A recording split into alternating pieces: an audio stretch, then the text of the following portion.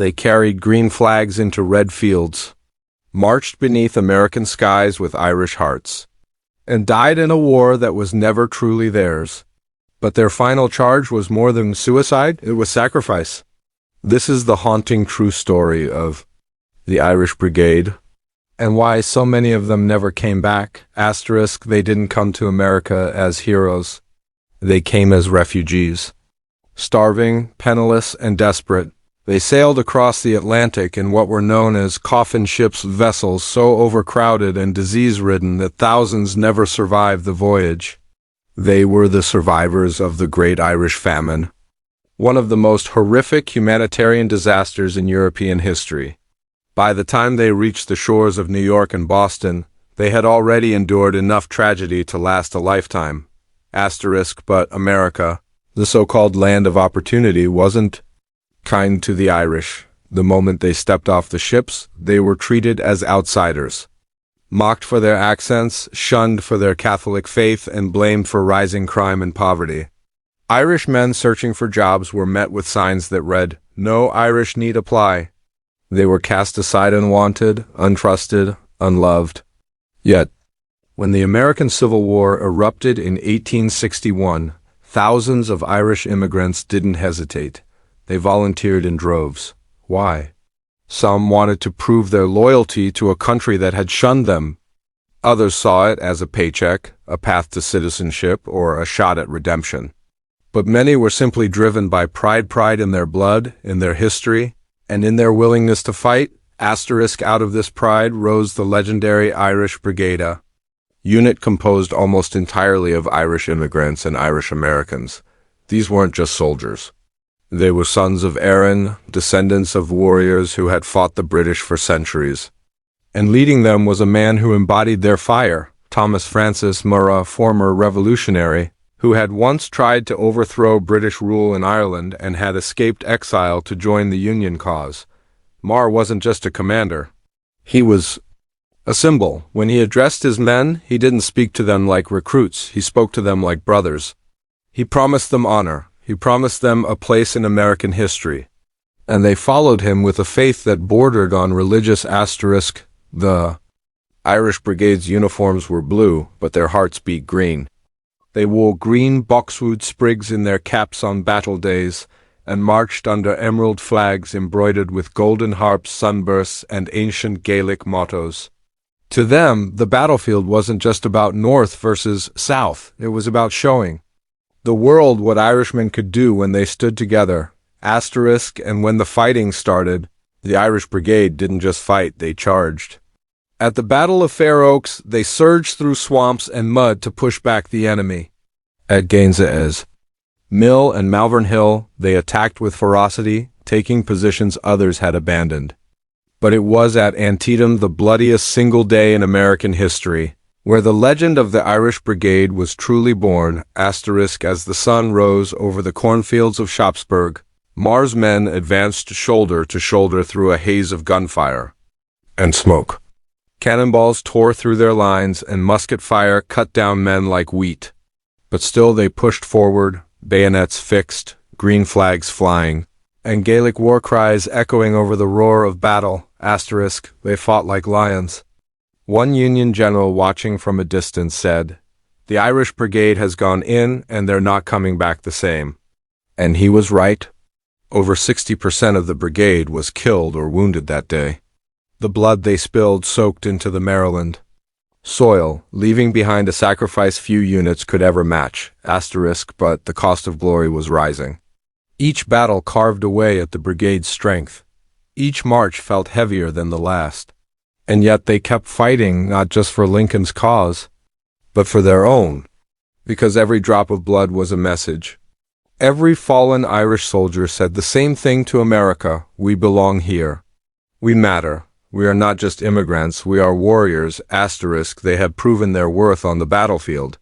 They had become the most feared and respected immigrant unit in the entire Union Army, and as 1862 came to a close, the men of the Irish Brigade prepared for one more mission, a charge that would become their most famous and their most fatal. It would take place at a place called Fredericksburg. And after that day, the Irish Brigade would never be the same again. Asterisk, it was December 13th, 1862, a bitter, wind-lashed morning in Virginia. The Union Army, more than 100,000 strong, was preparing for one of the most reckless offensives of the entire Civil War. Their target, a Confederate stronghold at Marye's Heights, just outside the town of Fredericksburg.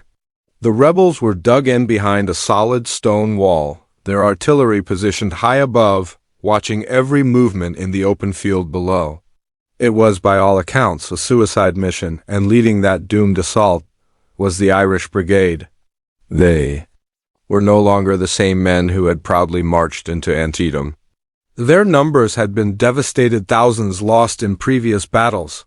What had once been a proud fighting force of over 3,000 was now down to just 1,200 weary souls, patched together with replacements and the barely recovered. But they still carried their green flags. They still wore the boxwood sprigs in their caps. They still believed. General Thomas Francis Marye was not on horseback that day. He had been injured in a fall and couldn't lead them into the charge. But his spirit loomed over them like a ghost. He had told them time and time again, "You are not just fighting for America. You are fighting for every Irishman who has ever been told he doesn't belong." That morning the men wrote letters, some scribbled prayers.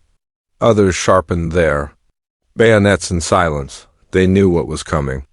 There was no tactical surprise, no clever flanking maneuver. They were ordered to charge across open ground, directly into the teeth of Confederate firepower. But none of them turned back.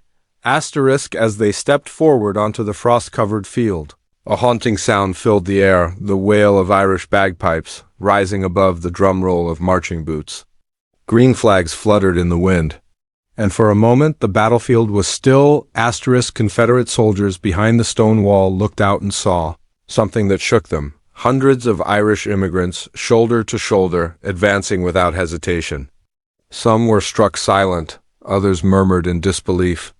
One Confederate officer himself of Irish descent watched and whispered, "My God, Marye's men again." "What a pity!" Then the slaughter began. Artillery ripped through the advancing lines. Musket fire clattered in waves. Union bodies fell by the dozens, then the hundreds. Still, the Irish Brigade kept moving forward. There was no cover, no shelter, just determination. They marched not like men who expected to live, but like men who had already accepted death. They reached within 50 yards of the stone wall. That's how close they came, closer than nearly any other unit that day. But they could go no further. The fire was too intense. The Confederate line, unmoved, unleashed volley after volley. Irishmen collapsed, holding the green flags in their hands, their boots soaked in blood and winter mud. In less than an hour, over 545 Irish Brigade soldiers were killed or wounded, half their number gone. The field was littered with bodies, many still clutching rosary beads, letters from home, or Irish keepsakes. The survivors, few and broken, were forced to retreat under cover of night. Their green banners were tattered and stained. Their spirits shattered. They had charged 5 times that day. And still, the stone wall stood. What happened at Fredericksburg wasn't just a military disaster. It was a national heartbreak. Even Confederate General Robert E. Lee, watching from the heights, reportedly said, "It is well that war is so terrible, otherwise we should grow too fond of it." And when he learned who had led the charge, he offered a rare moment of respect. The gallantry of the Irish Brigade ennobled their race. They were men of honor, but honor doesn't bury the dead. Honor doesn't write letters to widows. And for the Irish Brigade, Fredericksburg was more than a defeat. It was the day their legacy was sealed in blood. They had given everything for a country that still debated whether they belonged, and most never came back. Their sacrifice, however, was not forgotten. In the years that followed, monuments would rise, poems would be written, songs would be sung. And to this day, the name Irish Brigade echoes through American history, not just as soldiers, but as symbols. Symbols of loyalty, of identity, of men who were willing to die for the dream of acceptance in a land that had once rejected them. They weren't just fighting a war between North and South. They were fighting for something deeper, for the right to be seen, to be remembered, and to be called American. Their final charge was a tragedy, but it was also a triumph of spirit, courage, and identity. And it left behind a story the world must never forget. Asterisk, if this story moved you even just a little, please take a moment to like this video, subscribe to the channel, and share it with someone who loves real history. These are the stories that shape nations, and it's up to us to keep them alive. Asterisk.